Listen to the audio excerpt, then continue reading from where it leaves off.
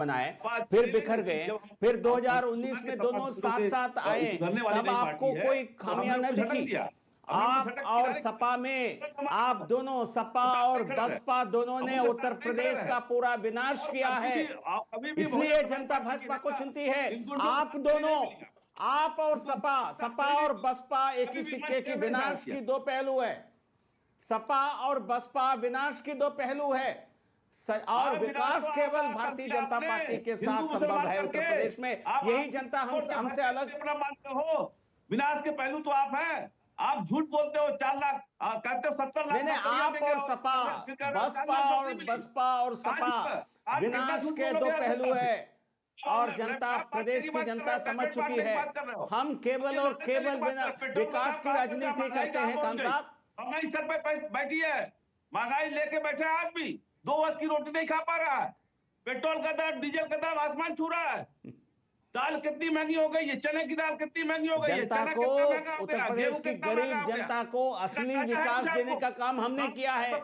मुफ्त में अनाज खराब है, अब निःशुल्क अनाज लगातार 1 साल से सरकार दे रही है। आपकी सरकार ने कभी ऐसा नहीं किया है। साधना जी, आ रहा हूं। एमएच जी, उनका जो सवाल था कि अगर समाजवादी पार्टी इतनी महिला विरोधी और उनके राज्य में इतना महिलाएं सुरक्षित थी, तो साथ क्यों, साइकिल पर क्यों बैठा हाथी? साइकिल पंचर हुई क्यों? आप लोग क्यों साथ आए थे 2019? हेलो रमेश खान साहब, आवाज चली गई, आवाज आ रही है? इतना महिला विरोधी थे और महिलाएं सुरक्षित थी अखिलेश राज में, तो गठबंधन क्यों किया था फिर? हाँ, आवाज आ रही है। आवाज बंद। जी बोलिए खान साहब, गठबंधन क्यों किया था फिर ऐसे कथित महिला विरोधी अखिलेश यादव से? सवाल बड़ा अच्छा करते हैं, मुझे अच्छा लगता है कि आप सवाल बहुत अच्छा करते हैं। जी पूछिए ना, बिल्कुल बोलिए ना सर, बोलिए। आप गए थे, चावल लेके आए थे, खराब निकल गया तो क्या करेंगे? पकाएंगे फिर उसको। हमने गठबंधन किया था, हमको महसूस हो गया कि ये गुंडाई पार्टी है, तुरंत झड़क दिया। तो 19 के बाद महसूस हुआ था? एक तो टिकट लगा नहीं। 17 तक मालूम नहीं था, तो 12 से 17 तक आपको मालूम नहीं था। आप कह रहे थे कि 17 से पहले बेटियां सुरक्षित थी, अब आप कह रहे हैं 19 में पता लगा हमको ये गुंडा पार्टी है। अरे गुंडा पार्टी को आप विनोद भावे का नाम सुना? 19 के बाद आप बहुत ज्ञान दे रहे हैं, जरा विनोद भावे को सुन लीजिएगा। डाकुओं को भी नो सरेंडर कराया था। नहीं, मुझे आपको एक कब पता लगा ये गुंडा पार्टी है? गठबंधन के बाद पता लगा था? नहीं था। आप बताइए जरा सा था।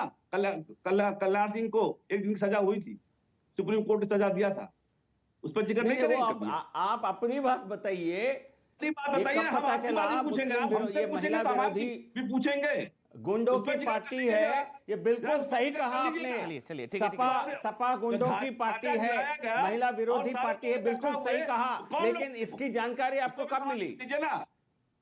सवाल करिए तो सही सवाल करिए, दाएं बाएं मत घूमिए।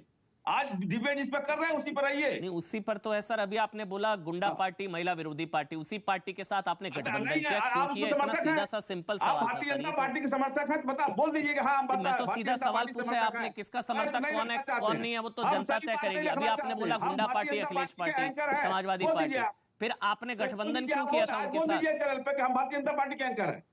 आप बात रखिए तो ये सवाल पूछ लूं तो मैं इनका आपसे कोई घर में भी कोई बात कर देगा उसको भी बीजेपी का एजेंट बता देते हैं क्या? हमारी मायावती के शासनकाल में कानून व्यवस्था सबसे अच्छी हुआ करती थी। खान साहब, वो आपका पक्ष है, अच्छी बात है, वो मुबारक हो, मगर मैं पूछ रहा हूँ अखिलेश यादव गुंडा पार्टी आपको कब पता लगा? गठबंधन करने से पहले नहीं पता था क्या? बोलिए आप, 10 तारीख तक बोल लीजिए। आप 10 तारीख के बाद भी नहीं बोल पाएंगे।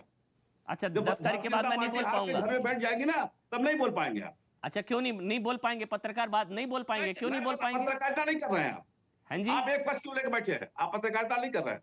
अच्छा, नहीं बोल नहीं पाऊंगा मैं जब आपकी सरकार अगर आ गई। ये तो आप अभी से धमका रहे हैं एमएच खान जी। भारतीय जनता पार्टी प्रवक्ता बने। वहाँ वो तौकीर रजा हिंदुओं को धमका रहे हैं या आप मुझे धमका रहे हैं? मैंने सवाल मेरा था खान साहब, सवाल जीवीएल ने पूछा है, वो सवाल को मैं आगे लेकर जा रहा था। चलिए ठीक है, ठीक है एमएच खान साहब, देखिए लड़ाई सपा। चलिए साधना जी आप बोलिए। साधना जी आप बोलिए। साधना जी आप बोलिए। साधना जी ठीक है। खान साहब, आपने अपनी बात रखी, मैं नहीं बोल पाऊंगा 10 तारीख के बाद। बात, देखते हैं। ठीक है सर, आपने डरा दिया, धमका दिया जितना धमकाना था। ठीक है साधना जी। मैं आदरणीय जीवीएल जी की कुछ बातों का जवाब दूंगी। सबसे पहले उन्हें बड़ी दिक्कत हो गई कि मैंने बड़ा चिल्ला दिया, तो ध्यान से सुनिएगा आदरणीय जीवीएल जी। जब संसद गूंगी और शासन बहरा होने लगता है और कलम की आजादी पर भी पहरा होने लगता है, तो अंतर आ ही जाता है शब्दों की परिभाषा में। और साधना भारती सहित देश की जनता और किसानों को भी चिल्लाना पड़ जाता है अंगारों की भाषा में। अब आपको इसीलिए ये चुभती है क्योंकि आप महिला विरोधी, दलित विरोधी, पिछड़ा विरोधी हैं। अगर आप नहीं होते, आप अगर महिला हितैषी हैं, तो ये बता दीजिए कि जिला पंचायत अध्यक्ष के चुनाव में जब टिकट देने की बात उन्नाव में आई, तो उन्नाव पीड़िता के पिता की हत्या का मुख्य आरोपी कुलदीप सिंह सेंगर का दोस्त ही मिला आपको टिकट देने के लिए। चलिए साधना जी, प्रमोद जी जुड़ गए, जो प्रमोद जी साढ़ू जी हैं, वो जो आज जिन्होंने आज बीजेपी ज्वाइन किया, उनसे भी बात करी, वो भी सुन लेते एक बार। मैं अपनी जी हाँ साधना जी, एक मिनट। परिवार से, समाजवादी परिवार से एक एक करके तमाम लोग जो हैं, कई लोग, अपर्णा यादव, हरिओम जी, समधी मुलायम सिंह यादव के, और अब एक और मुलायम परिवार के एक अहम सदस्य जो हैं वो भी अब भाजपा में शामिल हो गए हैं। मेरे साथ प्रमोद गुप्ता जी खुद अब लाइव जुड़ चुके हैं। प्रमोद जी, क्या रहा है, मतलब क्योंकि अखिलेश जी सबसे बड़ी सियासी लड़ाई लड़ रहे हैं इस वक्त की, और परिवार ही साथ नहीं दे रहा है उनका। नहीं, परिवार के लोगों से माननीय अखिलेश जी बात करना पसंद नहीं करते।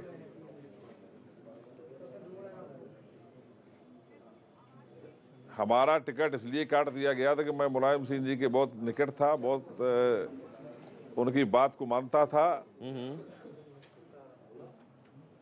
और जब से ये अध्यक्ष बने इन्होंने टिकट काटा और बात करना भी छोड़ दिया। आप छोड़ रहे हैं यहाँ से, वहां से तो 3 मंत्री, सैनी, स्वामी और दारा सिंह चौहान, 14 विधायक छोड़ के सब उधर शामिल हो रहे हैं।